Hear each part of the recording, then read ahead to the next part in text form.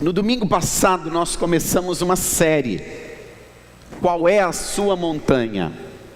E eu ministrei semana passada falando sobre 7 montanhas de influência. No mundo existem 7 áreas de influência, das quais eu e você fomos chamados para conquistar uma dessas montanhas. A partir do momento que eu e você recebemos a Cristo, somos salvos. Deus tem um plano nessa terra, e este plano de Deus passa por fazer da igreja, que não é esse prédio, que sou eu e você, fazer dessa igreja uma igreja poderosa, uma igreja influente sobre a terra.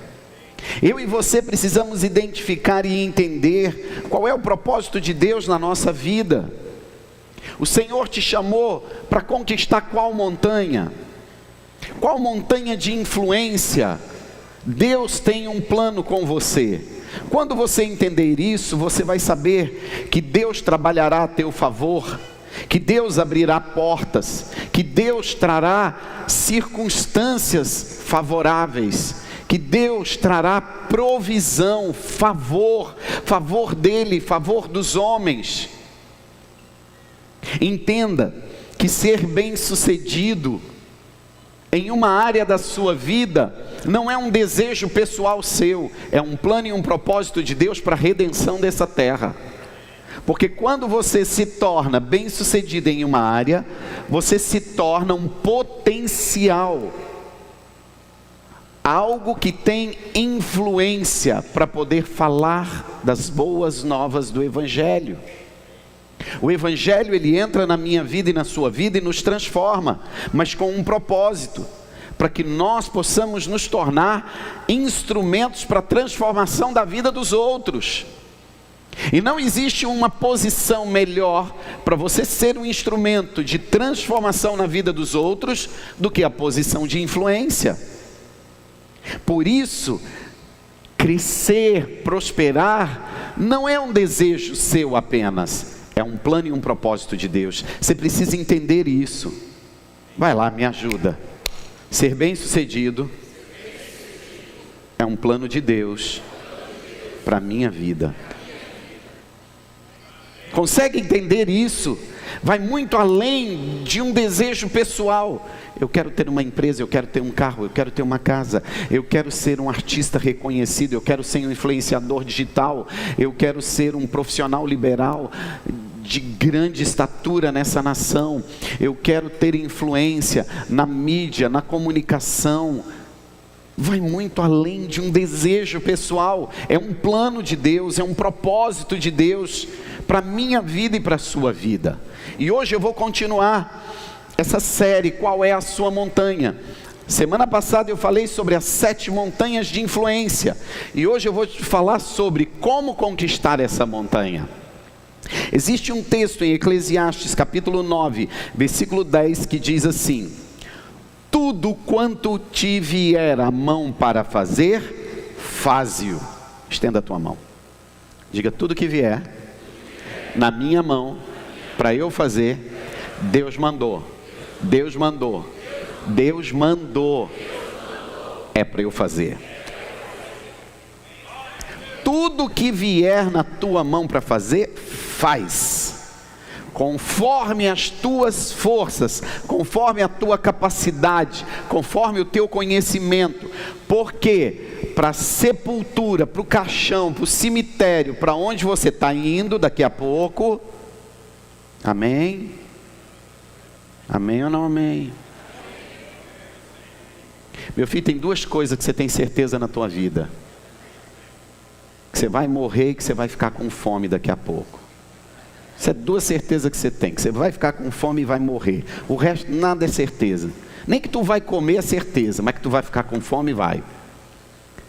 Meu querido, a vida caminha para a morte, e as pessoas vivem como se a morte não existisse. E o pior é que a gente só tem uma vida, e tem gente que acha que tem 10. Se não der certo nessa, vai para outra, vai para outra. Tu não é gato, tu não tem 7 vidas não, irmão. Você só tem essa. E é porque você só tem essa que Deus diz assim: o que vier na tua mão, faz logo. Vai lá, faz rápido, faz segundo a tua força. E se não tem força, fique forte. Se não tem conhecimento, adquira conhecimento. Porque para a sepultura, para onde você vai, não existe projeto, não existe conhecimento, não existe sabedoria. O que Deus está te dizendo? Que o tempo de conquistar é hoje. O tempo de conquistar é 2024. Este ano tem que terminar diferente. E só vai terminar diferente se começar diferente. Você tem que entender que um plano e um projeto de crescimento, de prosperidade, de sucesso, de ser influência, passa pela redenção. É um projeto de Deus. Você pode ter desejo, mas Deus tem um desejo maior. Sabe o que isso significa? Que tudo que você fizer na direção de prosperar e ser bem sucedido, haverá um Deus atrás de você, te ajudando, te fortalecendo, te guiando e abrindo portas para que isso aconteça. Amém? Hoje eu quero compartilhar isso com você. Josué conta a história de Josué e Calebe. Josué e Calebe eram dois jovens israelitas. Quando Moisés chama 12 para ir até a terra de Canaã para espiar a terra, no meio dos 12 estava Josué e Calebe. Os 12 vão até a terra, olham toda a terra, voltam. 10 voltam e dizem assim: vocês estão malucos. Aquela terra é muito grande, na terra mora gigante. A terra tem muitas cidades cheias de fortalezas que ninguém consegue passar. Aquela terra devora as pessoas vivas. Vocês são loucos. A gente não vai conseguir conquistar aquilo nunca. E Josué e Calebe dizem: ei, cala a boca, para, a terra é boa. A gente vai destruir aquele povo como se come pão fresco pela manhã. Deus já tirou a força deles. Deus já nos entregou. Os cachos de uva precisam de 2 homens para carregar. Olha as romãs, olha os figos. A terra mana leite e mel. Deus entregou aquela terra nas nossas mãos. Mas o povo foi inflamado pelos 10 e não quiseram entrar.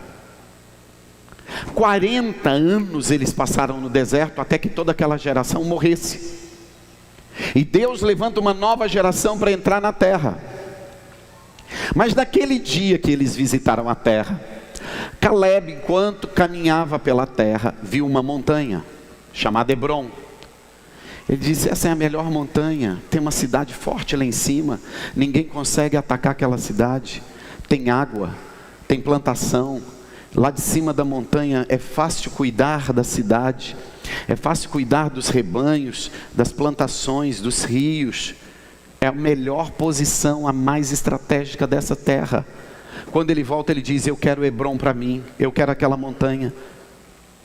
Mas espera aí, naquela montanha tem uma cidade forte e lá mora gigantes. Ele diz: não tem problema, vou entrar, vou matar todo mundo, me dá aquela cidade. E Moisés promete: Hebrom, a montanha de Hebrom, a melhor terra será sua, Calebe. Quando Calebe entra na terra, ele já tinha 85 anos. Aí Josué diz: e agora? Ele diz: e agora? Esperei 45 anos para isso acontecer. Essa montanha é minha e eu vou conquistar ela, me dá, porque Deus me prometeu. Ele diz: mas você tem 85 anos. Ele: para com isso, a minha força é como quando eu tinha 40. Eu estou pronto para subir essa montanha, para derrubar as muralhas, para matar os gigantes e conquistar a melhor terra. E Josué diz: Deus te prometeu, a terra é sua. E Calebe sobe e conquista. Querido, preste bem atenção, os melhores lugares estão guardados pelos gigantes, para Deus entregar na sua mão. Será que alguém entendeu o que eu disse? Os melhores lugares não estão desertos. Os melhores lugares estão ocupados e guardados por gente grande. Porque Deus está preservando os melhores lugares para entregar nas suas mãos. Existem áreas de influência nesse mundo, na mídia, na comunicação, na religião, no mundo dos negócios. Existem áreas de influência na educação, que Deus está deixando crescer, e são lugares altos, lugares fortes, lugares visíveis, desejados, e lá só tem gente grande, guardando e protegendo para Deus entregar nas suas mãos. Meu Deus, será que tem crente que está entendendo o que eu estou pregando aqui essa manhã?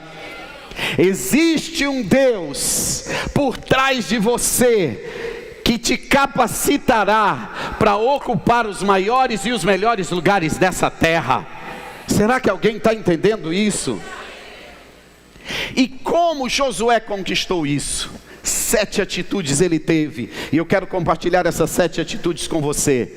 Primeiro, consciência da promessa. Põe a mão na tua cabeça e diga: eu preciso ter consciência, entendimento claro da promessa. Existe uma promessa de Deus para a sua vida. Deus te coloca por cabeça e não por cauda. Todas as coisas é possível àqueles que creem. Deus te fará mais que vencedor. Pelo amor de Deus, diga bem alto: eu tenho promessa sobre a minha vida. Josué 14:6 ele diz: então os filhos de Judá chegaram a Josué em Gilgal, e Caleb, filho de Jefoné, o quenezeu, lhe disse: tu sabes que o Senhor falou a Moisés, homem de Deus, em Cádiz Barneia, por causa de mim e de ti. Ele tinha consciência da promessa, ele entendia a promessa de Deus na vida dele. Deus não te chamou para passar vergonha dentro da sua própria casa. Deus te chamou para ser provedor da sua família. Deus te chamou para ser provedor da sua casa, da casa dele e das pessoas que te cercam. Ser provedor não é ser abusado, é um privilégio que Deus te deu. Você tem que entender que existem promessas de Deus na sua vida, na sua casa e na sua família. Não abra mão dos seus filhos, não abra mão da sua esposa, não abra mão do seu marido que você tem, não abra mão dessa carreira que você tem, não abra mão desse sonho que você tem. Existe uma promessa de Deus sobre a sua vida. Você precisa acordar pela manhã todos os dias e ter consciência clara da promessa. Segundo, ele tinha uma visão expandida.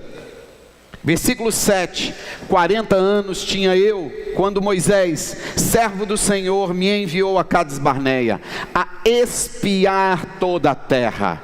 E eu lhe trouxe resposta, como sentia no meu coração. Ei, 12 pessoas vão e vê a mesma coisa, 10 voltam e diz: essa terra vai destruir a gente, essa terra não presta, essa terra é forte. Ele tinha uma visão expandida. Quando ele entrou, ele disse: essa é a melhor terra, Deus preparou e guardou ela para entregar nas nossas mãos. Sabe o que você precisa? Ter uma visão expandida do teu futuro.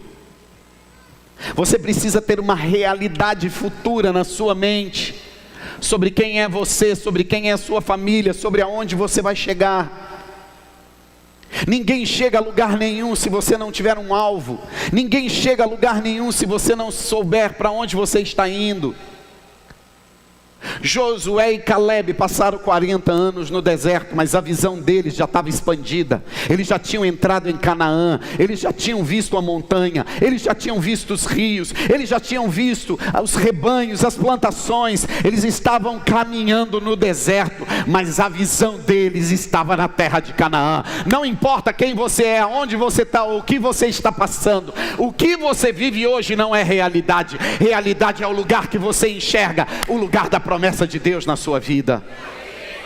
Será que alguém está entendendo o que eu estou pregando aqui hoje? Você precisa ter uma visão expandida do teu futuro. Você precisa ter uma visão expandida do plano, do projeto, do propósito de Deus para você.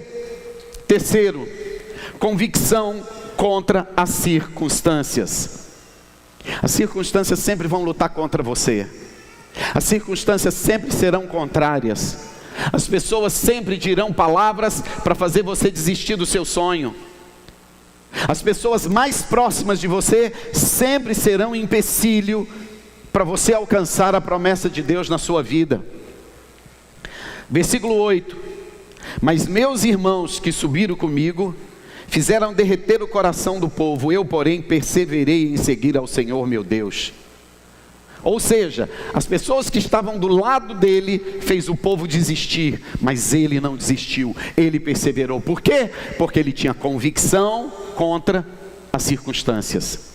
Qual a circunstância da sua vida hoje? Qual a circunstância do seu casamento? Qual a circunstância da sua vida financeira? Qual a circunstância dos seus filhos? Qual a circunstância dos seus relacionamentos? Quais são as circunstâncias que estão à sua volta hoje? Se elas não são favoráveis, não muda nada. Você não é guiado por vista, você é guiado por fé. Não importa o que está acontecendo hoje, importa onde Deus vai te colocar amanhã. Levanta a tua mão e declara isso. O que eu vivo hoje não é real. Real é a promessa de Deus na minha vida. Meu Deus, só quem crê nisso celebra. Quarto, como conquistar a sua montanha? Plantou as sementes certas. Então Moisés naquele dia jurou, dizendo: certamente a terra que pisou o teu pé será tua e de teus filhos em herança perpétua, pois perseveraste em seguir ao Senhor meu Deus. Este homem perseverou em seguir a Deus, e parecia que nada acontecia. Continuou sendo fiel a Deus, nada rompia. Continuou andando nos caminhos do Senhor, e os outros prosperavam e ele não. Continuou fazendo o que era correto e certo, servindo com fidelidade a Deus. Parecia que dava certo para todo mundo, menos para ele. Parecia que o ímpio prosperava e ele, que era fiel a Deus, não prosperava. Diga: cada dia da minha vida é uma semente plantada. Quais são as sementes que você plantou?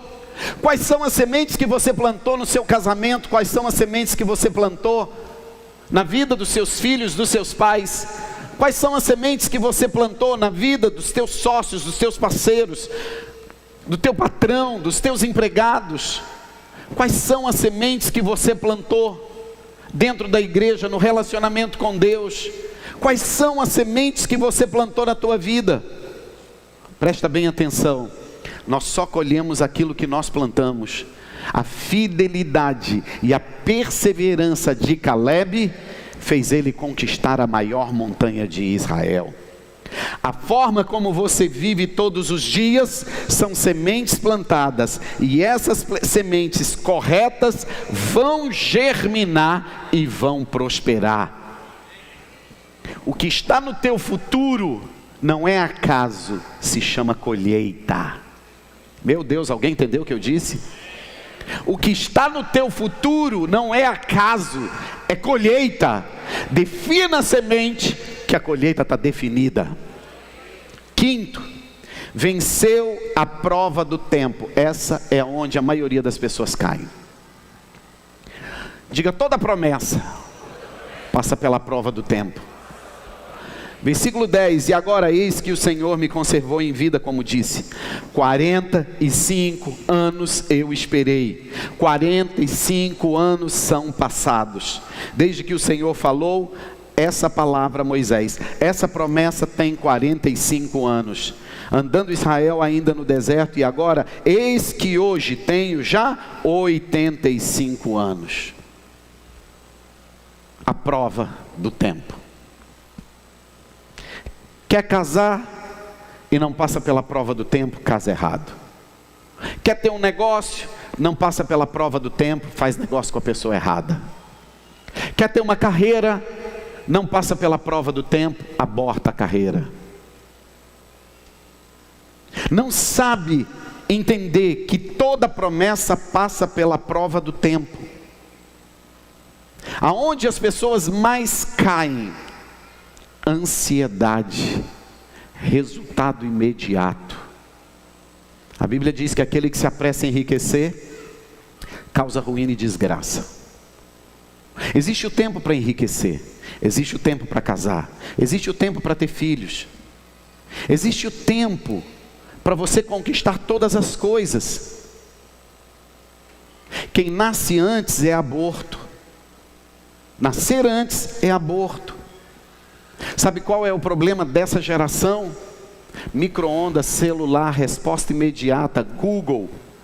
E aí você acha que Deus anda na regra do mundo. Não, Deus não anda na regra do mundo. Ele liberou uma palavra profética, Ele liberou uma promessa sobre a sua vida. Passa os céus, passa a terra, mas nenhuma palavra dele cairá por terra. Ele é Deus zeloso, que vela pela sua palavra. Nenhuma palavra sairá da sua boca e voltará para si vazia, sem antes prosperar e fazer aquilo para que ela foi enviada. Deus não falhará. Deus nunca chegará atrasado. Tudo que você está passando é uma prova do tempo para te preparar para entrar na terra prometida. Meu Deus, alguém está entendendo isso? Sexto, sua mente determina a sua vitória. Diga, minha mente determina a minha vitória. Versículo 11: e ainda hoje estou tão forte como no dia em que Moisés me enviou. Qual era a minha força então? Tal é agora a minha força, tanto para a guerra, como para sair, como para entrar. Esse homem se manteve 45 anos no deserto, cuidando da sua mente. Você acha que a força física dele era a mesma de 40 anos aos 85? Não. Mas o ânimo dele era maior, porque ele cuidou da sua mente. Fisicamente ele era inferior, mentalmente ele era superior, e ele entrou e conquistou. Sabe onde é que você está sendo derrotado? No campo da sua mente. O campo da sua mente são as maiores batalhas que você atravessa. E quando você vê que as coisas não estão dando certo, você desiste, você murmura, você perde a fé, você perde a esperança. Você vence aqui, querido. 60 anos não é tarde para começar. Se nada deu certo na tua vida, eu estou profetizando, aos 60 anos você vai começar, e você vai conquistar em 5 anos muito mais do que o que você deixou de conquistar em 60 anos. Porque não depende de uma força física, depende de uma capacidade mental. O que ele fez? Ele passou 45 anos no deserto, cuidando da sua mente. Você conquista na sua mente, você é derrotado na sua mente. Você entra em algo já derrotado, dependendo do seu estado mental. Você entra em algo já vencedor, dependendo do seu estado mental. Sétimo e último, eu vou terminar com isso: convicção do propósito. Versículo 12: agora pois dá-me este monte que o Senhor falou naquele dia, pois naquele dia tu ouvistes que estavam ali os gigantes, os grandes e as fortes cidades. Porventura o Senhor será comigo para os expulsar, como o Senhor disse. 45 anos passaram e ele não perdeu a convicção do propósito. Toda montanha é difícil de conquistar. Se fosse simples, todo mundo estava lá em cima. Toda montanha tem desafio. Toda montanha tem obstáculo. Toda montanha tem resistência. Toda montanha é maior do que você. Mas lá é o lugar do sucesso, lá é o lugar da prosperidade, lá é o lugar do propósito de Deus para a minha vida, lá é o lugar de influência, lá eu vou cumprir o chamado e o propósito de Deus para a minha vida. Deus me capacitará a chegar no alto da montanha. Eu só preciso decidir. O que você precisa? Você só precisa decidir. Deus tem um plano: te colocar em um lugar de vitória, de sucesso, no topo, num lugar de influência. Você só precisa desistir. Você só precisa decidir. Você só precisa ter convicção do propósito. Eu quero terminar com isso. Nenhuma montanha é fácil. Nenhuma montanha é simples. A montanha de Davi se chamava Golias. A montanha de Moisés se chamava Mar Vermelho. Cada montanha tem um nome. A sua montanha pode chamar câncer. A sua pode chamar crise conjugal. A sua pode chamar crise financeira. Cada montanha tem um nome. Mas existe um texto, e eu quero terminar com ele. Fique em pé. Você precisa ouvir essa palavra de pé. Existe um texto que diz: se tiver fé e não duvidar, e disser a esta montanha, e fazer o quê? Disser a esta montanha: sai daqui e se joga dentro d'água. Tudo que você disser será feito. Não existe montanha que resista à tua palavra de ordem, carregada de fé e convicção. Não existe montanha intransponível, porque a tua fé, o teu Deus, te levará a conquistar o topo da sua montanha. Aquilo que você disser, não duvidando, tudo que disser será feito. Deus te chamou para ocupar o topo da montanha, o lugar mais alto, o lugar de influência, o lugar de prosperidade.